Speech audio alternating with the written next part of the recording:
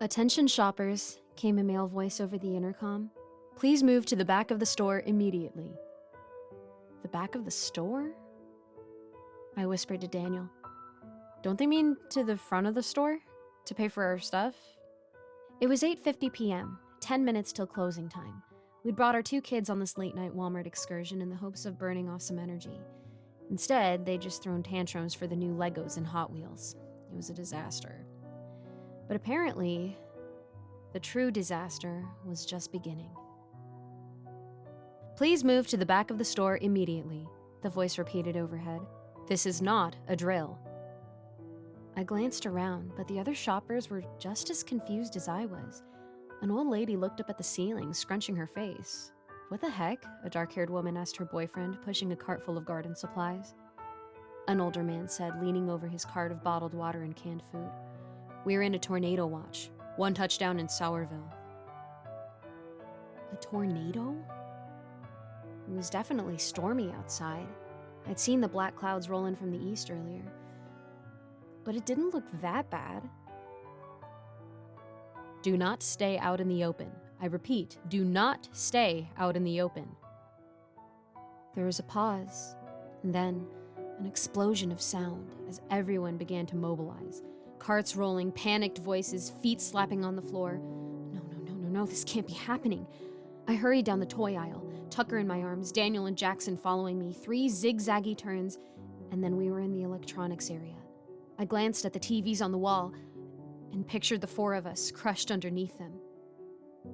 "Stay away from windows and doors," the voice continued on the loudspeaker, "and do not attempt to exit the store." Is it safe here?" Daniel shook his head. "Big open areas aren't good. I'm going to check in the back, see if there's a break room or something. You stay here, okay?" I nodded. Arms shaking, I sat down on the ground between 2 shelves of video games. Tucker sucked on a bottle in my arms while Jackson began to giggle. "Is the tornado going to hit the store, and everything will fly around real fast?" he asked with a big, stupid grin on his face. I don't know. A tornado. A real-life tornado, like you see in the movies, plowing through our town. It was so unfathomable. We were New York natives, transplanted here to Indiana only 6 months ago. I've never been in a tornado watch my entire life. Daniel jogged back into view. "Everything's locked up," he said, as he joined me on the floor. "But listen, Fairview's a big town. The chances it'll hit this Walmart, I think we'll be okay." "I never should have brought us here." "You didn't know. None of us did." He wrapped his arm around me. "They should have warned us, like an emergency alert on our phones, or a tornado siren, or something." The voice overhead rang out again through the store. "Do not stay out in the open. Do not make yourself visible. That includes security cameras. Please move to a spot that is not visible to any cameras." I frowned. "What does that have to do with tornadoes?" A feeling of unease flared up in the pit of my stomach. I glanced up and saw several black globes descending from the ceiling, hiding the cameras within. "I guess we should listen to them and get out of sight," I whispered. I grabbed Jackson's hand, Daniel picked up Tucker, and we jogged out into the center aisle. The store was an eerie sight. Abandoned shopping carts, askew in the aisle, full of everything from pies to batteries to plants. Footsteps echoed around the store from people unseen as they found their new hiding places. We dodged a shopping cart full of soda, ran through kitchenwares, and then stopped in the Easter decoration aisle. There was a camera in the central corridor, but as long as we stayed in the middle of the Easter aisle, we'd be invisible. The 4 of us crouched on the floor next to some demented-looking Easter bunnies. "I'm hungry," Jackson whined. "Shh, Mommy." I grabbed a bag full of colorful chocolate eggs and ripped it open. "Here, candy. Happy?" I whispered, thrusting them into his hands. Then I leaned back against the metal shelves, panting. But I didn't have long to rest. A mechanical whine overhead, and then a voice came through the speakers again. Keep away from aisles with food. If you have food with you, leave it and move to a new hiding place. If you have any open wounds, cover them with clothing. What the... That had nothing to do with keeping safe in a tornado. We should make a run for it, Daniel whispered to me, starting to stand. But the tornado... I don't think there is a tornado. Listen. Do you hear any wind?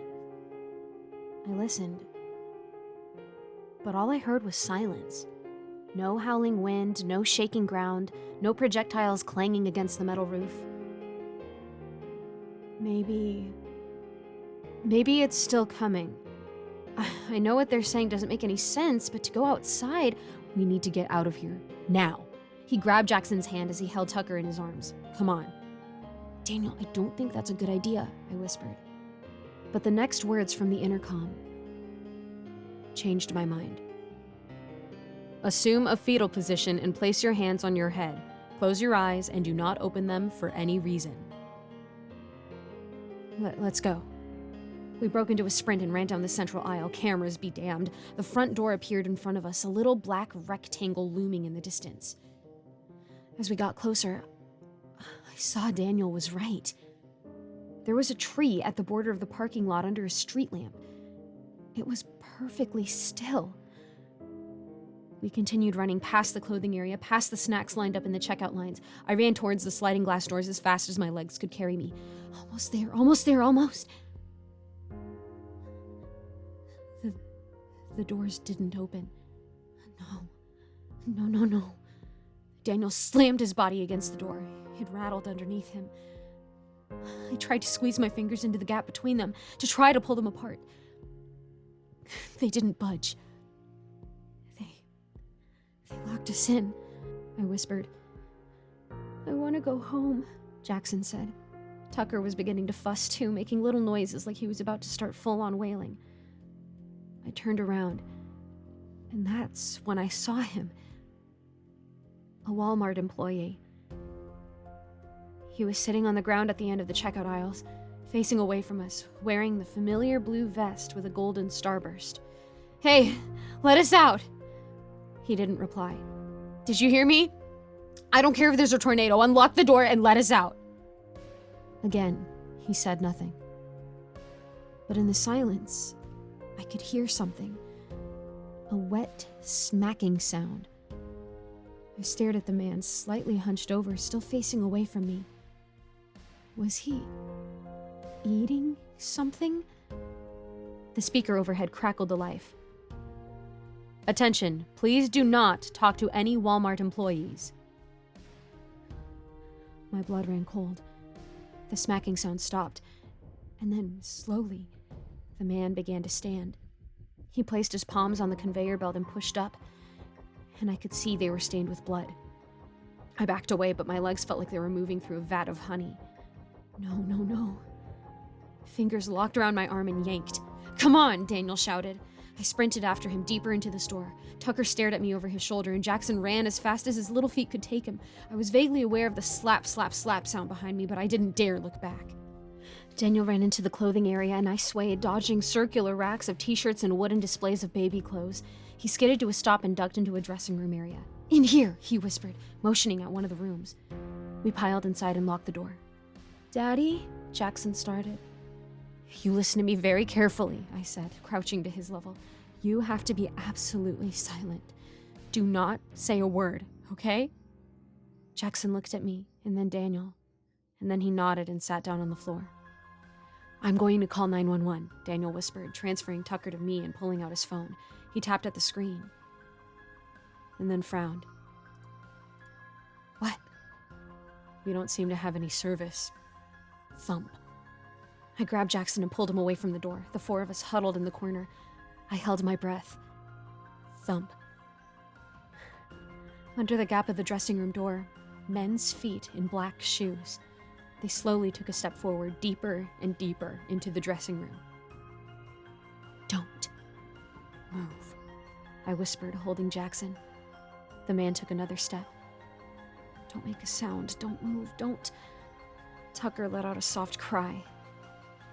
The man stopped. His feet turned, pointing at us. Tucker let out another cry, louder this time. My nails dug into Daniel's hand. No. A hand appeared. It slowly pressed against the floor, stained with blood, and then his knees appeared as he lowered himself down to the gap. No. Could he fit under? The gap wasn't small. It was like the stall to a door or bathroom. If he flattened himself against the floor, there's a chance he could fit under. I watched in horror as his stomach came into view, his blue Walmart vest as he lowered his body to the floor. And then he pushed his arm under the gap and blindly swept it across the floor, as if feeling for us. This is it. You're going to die. And then he lowered his head. His face. Oh God, there was something horribly wrong with his face. He smiled up at us with a smile that was impossibly wide, showing off blood-stained teeth. His skin was so pale it was nearly blue, and his eyes... They were milky white without pupils or irises. I opened my mouth to scream. "Attention, shoppers," the voice began overhead. No, no, no.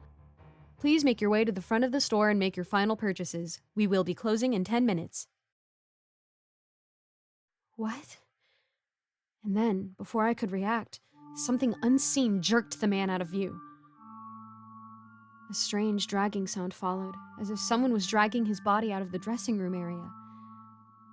I stared at the door, shaking, as Tucker's cries rang in my ears. But he didn't come back. And within 10 minutes, the usual hubbub of Walmart returned. Voices, footsteps, shopping cart wheels rolling along the floor. Shaking, I finally got up and unlocked the door. The store looked completely normal. People were lined up at the cash registers, placing their goods on the conveyor belts. Employees were scanning tags, printing receipts. People walked towards the glass doors, and when they did, they slid open. As we slowly walked towards the exit, I spotted an older man who'd warned us about the tornado earlier. What was that?" I asked, unable to keep my voice from shaking. He shrugged. "I guess the tornado missed us. What a miracle, huh?" Giving us a smile, he disappeared out the glass doors and into the night.